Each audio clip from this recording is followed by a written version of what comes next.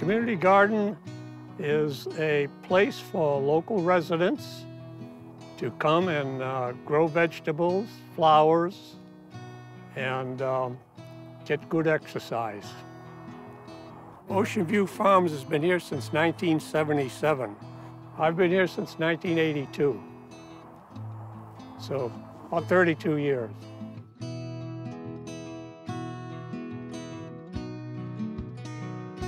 This garden is pretty much responsible for my career change. So I grew food here and I started answering questions for people, and they started saying, you should do this for a living, you know, helping people grow food. And so Garden Nerd was born. I teach people how to grow their own food through classes, consulting, food garden design, and installation. In small space or biointensive gardening, you're pushing everything together. You're growing things without rows in between.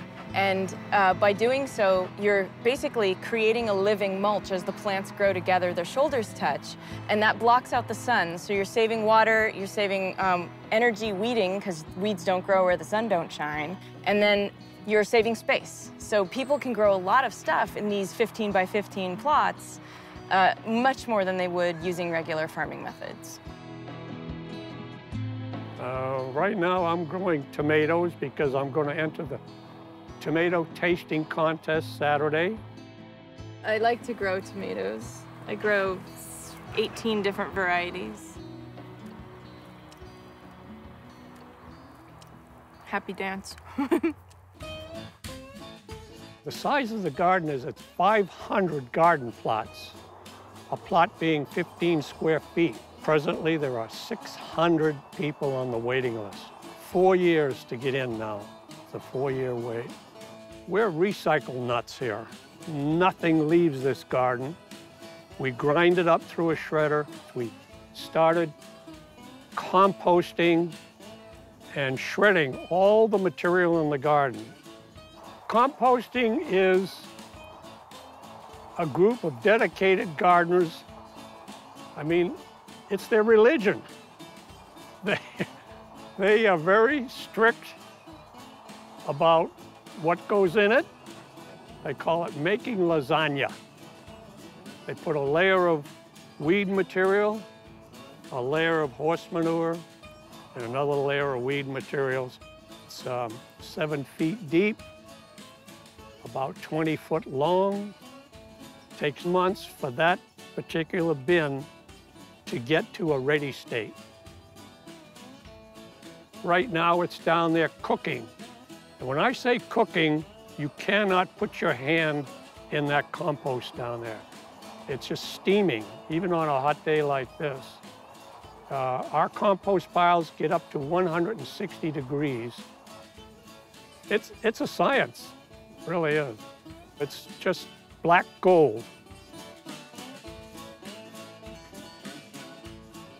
We allow no pesticides in this garden, under penalty of being kicked out if you do.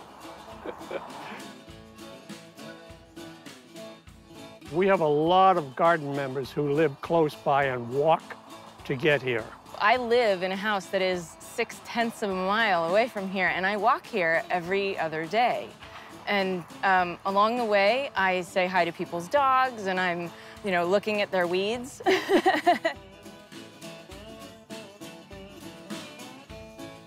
Just walking in this garden, up the hill and down the hill, you don't need to go to a gym.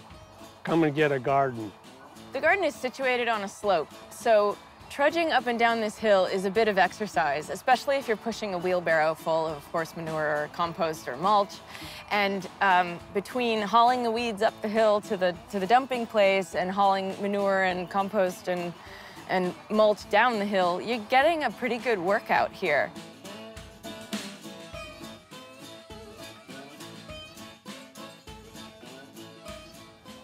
We don't have mail service here, but you'll probably notice we have a lot of mail boxes around. Well, the mail boxes are so the phase reps can talk to their members and they can converse back and forth.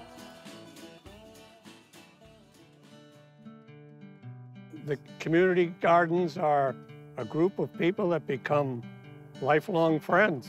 The community garden is a place where people come together and garden, to put it simply, but they're from all over in the area. So we have people who've come here from every walk of life, every socio-economic situation, and really every culture. And this is sort of a micro-ecocosm of life on Earth here in Los Angeles.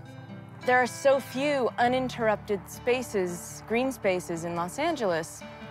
This is a real rarity. Having open space is key. I've been reading a lot about nature deficit disorder, which apparently is the new disease du jour, where kids especially are being deprived of outdoor activities.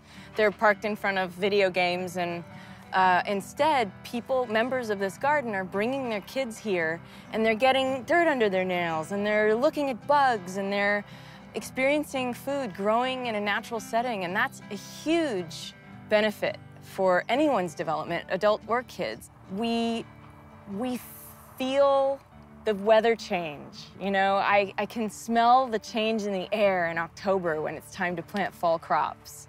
And I think if you're detached from nature in an office building all day, you kind of lose sight of that. These are the guiding principles that our ancestors lived by for years. They used to know exactly when to do certain things because the weather would change and tell them what to do.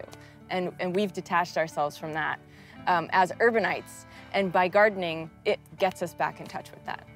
People bring seeds from the old country, the Philippines and South America. So you ask somebody, where did you get that? Oh, my father grew that back in Brazil, you know, and it's amazing.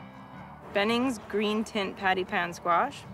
This is a yellow crookneck, and this is golden chard. And this is a basil that it's from Renee's seeds, and it's called salad leaf basil, and it's just the best darn basil.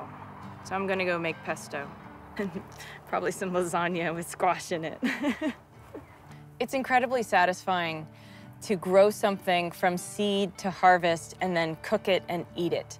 It's really a remarkable achievement in concert with nature. And it's like this miracle that happens and you took part. The opportunity to be in touch with nature is very healing for us. And in a city where it's all concrete and asphalt and noise, this is a place to get quiet and relax and get centered.